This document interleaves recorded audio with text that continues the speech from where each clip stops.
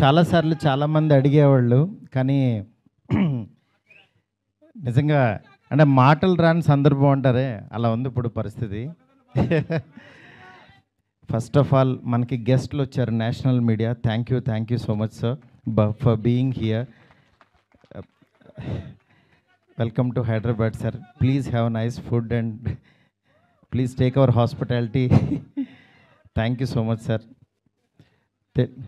Telugu, Tamil and Kannada everyone. Telugu media గురించి చెప్పక్కర్లేదు. నా ఫస్ట్ బిగినింగ్ జర్నీ నుంచి నాతో పాటు నా ఫ్యామిలీ మెంబర్స్ లాగా నన్ను మందలిస్తూ, నా చేత మంచి సినిమాలు తీయిస్తూ, నన్ను నడిపిస్తూ ముందుకు తీసుకెళ్తున్నారు నా తెలుగు మీడియా మిత్రులందరూ.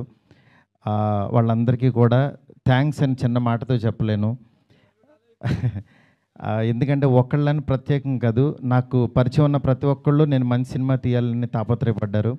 వాళ్ళందరికీ కూడా పేరున చాలా చాలా చాలా థ్యాంక్స్. నెక్స్ట్ డైలాగ్ లేము, అదే నేను మా ఎస్కేన్ అంతా చించుకోలేను కానీ బట్ నా ఎమోషన్ అంతా లోపల ఉంటుంది. నా ఇదంతా నేను అంటే ఫస్ట్ ఈ జర్నీ ఒక చిన్న మాటతో చెప్పాలి. ఒకరోజు వచ్చి యువి వంశీ, డార్లింగ్ ప్రభాస్తో సినిమా చేస్తావా అన్నాడు. అదే డార్లింగ్ నేను గోపీచంద్తో చేస్తున్నాను, ప్రభాస్తో అడుగుతున్నాను, ఎందుకు చేయను, అలాంటి ఆపర్చునిటీ వస్తే అన్నాను. సరే రేపు ప్రభాస్ బాంబే రమ్మన్నాడు, ఒకసారి వెళ్ళి కలువు అన్నాడు. అనేసరికి ఆయనకి ఫోన్ చేస్తే టక్మని వెంటనే వెళ్ళాను. వెళ్ళిన తర్వాత చాలా బాగా ఆయనతో అంటే అసలు ఆయన చూడటం అనేదే ఒక గాడ్ని కలిసినంత ఒక ఆనందంగా ఉంటుంది. అంటే అలాంటి నిజంగా ఆయన కలవడం అంటే ఒక ఆ ఎగ్జైట్మెంట్ ఇది వెళ్ళిన తర్వాత నేను మాట్లాడే విధానం, ఇంకా ఆయన మనం ట్రావెల్ అవ్వాలనేది, అంటే ఆయన ప్రేమ కథ చిత్రానికి భలే మగాడు వైకి ఆయన చాలా పిచ్చ ఇదనమాట. నాకు అలాంటి సినిమా ఒకటి చేయాలందండి సరదాగా అన్నారు ఆయన. అని అంటే అయ్యో తప్పకుండానండి అని చెప్తే అండి అనొద్దు డార్లింగ్ అని పిలువ అన్నాడు ఆయన. అంటే ఆయన మనిషిని నచ్చితే ఎంత ఓన్ చేసుకుంటారో చెప్తున్నా. దాని తర్వాత పక్క కమర్షియల్ పెద్ద ఆడలేదు, బట్ అయినా సరే ప్రొడ్యూసరు కమిటీ అని ప్రొడ్యూసర్ వెనక్కి వెళ్ళిపోయారు నాకు ఈ కాంబినేషన్ వద్దని. బట్ ఆయన నిలబడ్డాడు, ఆయన ఒక్కడు ప్రపంచానికి. నేనన్నాను నేను కూడా యాక్చువల్గా వద్దులే ఇలాంటి పరిస్థితుల్లో ఎందుకు అని ఒక మెసేజ్ పెట్టేద్దాం ఆయనకి, డార్లింగ్ మనం తర్వాత చేద్దాం పోనని నేను మెసేజ్ పెట్టేద్దామని ఫోన్ తీసి వంశీకి చెప్పా, డార్లింగ్ ఎందుకు ప్రభాస్ గారు ఆయన దీనిలో ఉన్నారు, నాకున్న ఇప్పుడు దీనికి కరెక్ట్ కాదు, ఇలాంటి టైంలో నేను కూడా చేయలేను, నేను ఏదో తేజుతోనే ఇట్లా వెళ్ళిపోతాను అన్నా. అని అంటే సరే నువ్వు ఆలోచించుకో అన్నారు. ఆ రోజు ఈవినింగ్ మళ్ళీ ఆయనే ప్రభాస్ గారు ఫోన్ చేశారు. ఫోన్ చేసి డార్లింగ్ నువ్వు చెప్పింది అది బాగుంది, ఇది చాలా బాగుంది, ఇది అదిరిపోయింది అన్నారు. ఈయన ఇంత నమ్ముతున్నాడు ఏంటి అసలు నన్ను అని ఇంత నమ్మినప్పుడు ఇంత నమ్ముతున్నాడు అనుకుని నేను 2 days ఆలోచించి అరే మనం పని చేయలేము అని వెనక్కి అడిగేస్తే ఇక చచ్చిపోయినట్టే. మనం హైదరాబాద్ వచ్చింది వెనక్కి తిరిగి వెళ్ళడానికి కాదు కదా, అందుకని సరే తేల్చుకుందాం, ఇది ఎందుకు తీయలేమో చూద్దాం అని చెప్పి ఆ రోజు కాల్ తీసుకుని ఆయనకి చెప్పడం మొదలుపెట్టాను. దాని తర్వాత అలా ఈ రాజ్యసభ ఇలా అయింది. ఈలోపు యాక్చువల్గా పాపం ఫ్యాన్స్ మీ అందరికీ చాలా ఎక్స్పెక్టేషన్ ఉంటుంది. దానివల్ల ఈ కాంబినేషన్ కరెక్ట్ కాదేమో, ఎలా ఉంటుందో, అసలు ఈ కామెడీ ఎలా చేస్తాడు, ప్రభాస్కి ఒక ఇమేజ్ ఉంది, ఇలాంటివన్నీ చాలా డౌట్లు ఉండే అందరికీ మీకే కాదు అసలు మా ఇంట్లోనే డౌట్లు ఉంటాయి, ఏం నిజంగా నువ్వు ప్రభాస్తో తీస్తావా అని. కానీ నేను నా పెన్ను నా టేబుల్ కూర్చుని నేను ఒంటరిగా కూర్చుని అలా దాని వైపు చూస్తూ ఎందుకు రాయలేం, ఇలాగే కూర్చొని రాసిన వాళ్ళు చాలా అద్భుతాలు చేశారు, ఎందుకు అవ్వదు అని కూర్చొని రాయటం మొదలుపెట్టాను.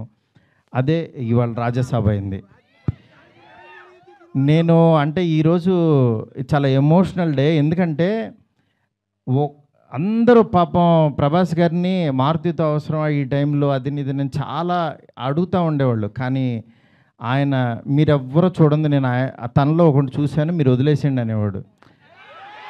అంటే ఆయన ఆయన ఇవాళ ఇవాళ ఇది టీజర్ లాంచ్ అవుతుంటే రాత్రి 2 o'clock ఫోన్ చేసి ఒక హాఫ్ అన్ అవర్ మాట్లాడాడు. ఆయన ఫోన్ చేసి డార్లింగ్ ఇది డార్లింగ్ అను చూసా డార్లింగ్ ఇలా అని ఏంటి మీ మీమ్స్ అన్నీ ప్రతి ఒక్కటి షేర్ చేశాను ఆయనకి. మీరు ఒకసారి ఆయన క్యాప్ పెట్టుకుని వెళ్తే రెబల్ గాడ్ పొద్దున్నే లెక్కగానే రెబల్ గాడ్ని చూపించావు చాలా థ్యాంక్స్ అని ఎవరో పెడితే ఆ లుక్ ఆయనకి షేర్ చేసి చూపించాను. ఎందుకంటే మీ ప్రతి ఒక్కటి నాకు ఎస్కేని వస్తుంది, ఎస్కేన్ దగ్గర నుంచి నాకు వస్తుంది, నేను ఆయనకి చూపిస్తా. ఇది ఒక ప్రాసెస్ అనమాట మాది. నిజంగా మీ అభిమానం మీ ప్రేమ ఆయన గుండెలు నిండా నింపేసుకున్నారు. కానీ ఎంత ప్రేమ అంటే మీరు అనుకుంటున్నారు మీరు పిచ్చిగా ప్రేమిస్తున్నారని, కానీ మీకంటే 1000 times ఎక్కువ ప్రేమిస్తున్నాడు మిమ్మల్ని ఆయన. ఆయన కనపట్లేదని ఏదో చిన్న డిసప్పాయింట్ ఉండొచ్చు, కానీ మీకు బెస్ట్ ఇవ్వడం కోసం రాత్రి పగలు ఎంత తాపత్రయపడతాడో నేను కళ్ళారా చూస్తున్నాను. ఆయన ఏది లెక్క చేయరు అసలు. అంటే ఆయన హెల్త్ అని కానీ ఇది కానీ రాత్రి 2ంటికి 3ంటికి వాయిస్ మెసేజ్లు, డార్లింగ్ ఇది ఓకేనా, ఇది బాగుందా, ఏంటి ఇంత పిచ్చేంటి అనుకుంటాను నేను. మంచి సినిమా ఇవ్వాలి. నా అభిమానులు మామూలు అభిమానులు కాదు డార్లింగ్, వాళ్ళు ప్రాణం పెట్టేస్తారు డార్లింగ్ అంటాడు ఆయన. అలాంటి అభిమానుల కోసం యాక్చువల్గా మేమిద్దరం కలిసి ఒకటే అనుకున్నాం, డార్లింగ్ వింటేజ్ డార్లింగ్ చూపిద్దాం ఒకసారి. మీ టైమింగ్ ఒకటి ఉంటుంది, ఆ టైమింగ్ని మళ్ళీ ఒకసారి బుజ్జిగాడిని మళ్ళీ టచ్ చేద్దాం.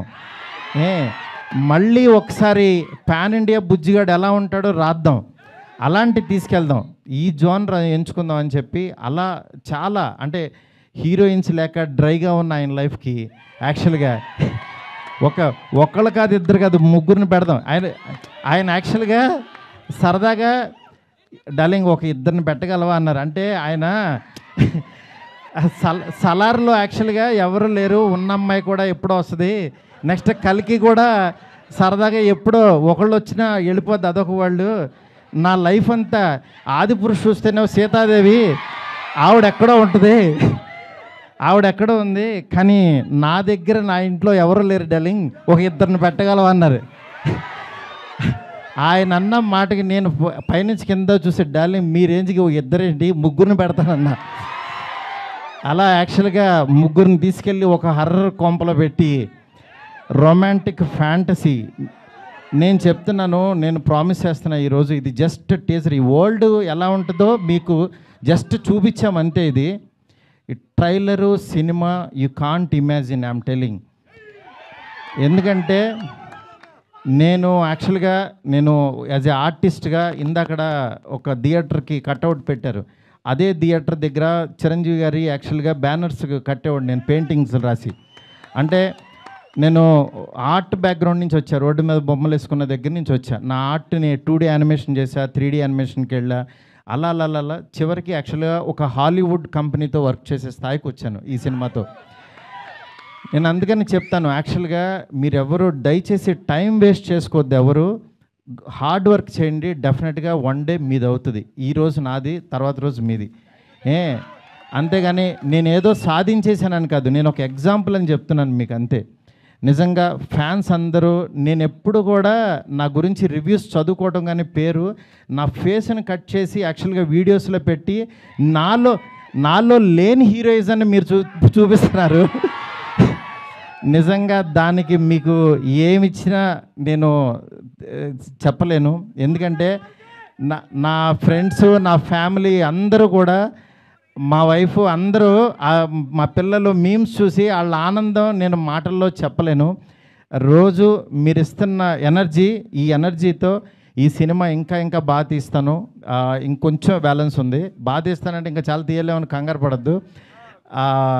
ఆయన వర్క్ ఉంది, నెక్స్ట్ అట్లాగే సాంగ్స్ ఉన్నాయి. ఒకటైంది కదా, కొంచెం ఆగండి, మీరు అడుగుతుంటే కంగారు వచ్చేస్తుంది. ఎందుకంటే ఎప్పుడు ఏం వదలాలో అవి వదులుతూ మీకు ఇదే రేంజ్ క్వాలిటీ కంటెంట్ ఇవ్వడం కోసమే కష్టపడుతున్నాం, టైం తీసుకుంటున్నాం. దయచేసి అర్థం చేసుకోండి సార్.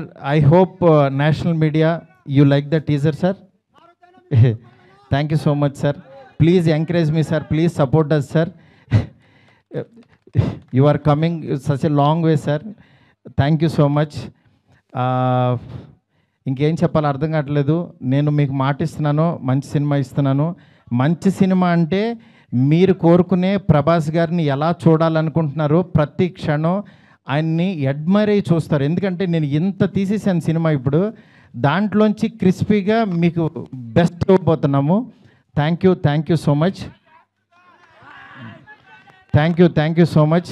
నెక్స్ట్ నా టెక్నీషియన్స్ గురించి అందరికీ బాగా చెప్పాలి ఎట్లాగో, ఎందుకనంటే ఇంకా చాలా సందర్భాలు ఉన్నాయి. ఫస్ట్ ఆఫ్ ఆల్ నేను ఈ సినిమా ఈ స్టేజ్ ఇలా ఫినిషింగ్ ఇలా రావడం కానీ మెయిన్ కారణం ప్రభాస్ గారి తర్వాత ఓన్లీ వన్ పర్సన్ విశ్వ గారు. ఎందుకంటే విశ్వ గారు ఈ కాంబినేషన్ని ఎవ్వరూ నమ్మల, ఆయన నమ్మారు. ఆయన ఒకటే అన్నారు, సార్ బెస్ట్ సినిమా ఇద్దాం, మీరు ఏం కావాలంటే అది చేయండి. ఇప్పటికీ మేము అనుకున్న బడ్జెట్ దాటి ఎట్టెళ్తున్నా సరే ఆయన అస్సలు వన్ డే కూడా మమ్మల్ని డిస్కరేజ్ చేయకుండా మీకు బెస్ట్ సినిమా ఇవ్వడం కోసం కష్టపడుతున్నారు. డెఫినెట్గా ఈ సినిమా చాలా పెద్ద రేంజ్కి వెళ్తుంది. అది మాకు తెలుసు, ఏం జరుగుతుందో మేము చూస్తున్నాము. Thank you so much. Okay, మా డిఓపి కార్తిక్కి, అట్లాగే మా రాజీవన్ సార్కి, మా ఫ్రెండ్ ఎస్కేఎన్కి, నా లెఫ్ట్ హ్యాండ్ రైట్ హ్యాండ్ అన్నీ, అట్లాగే మా శ్రేయస్ మీడియా ఫ్రెండ్స్కి, శ్యామ్కి, సుజిత్కి, ఇట్లా ప్రతి ఒక్కరికి, మా మీడియా ఫ్రెండ్స్ వంశీ కాక అందరికీ కూడా చాలా చాలా చాలా థ్యాంక్స్.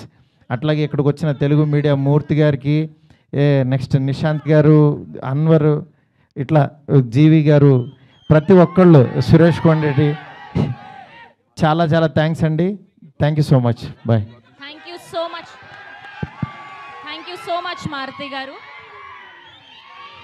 అండ్ ఫ్యాన్స్ కోసం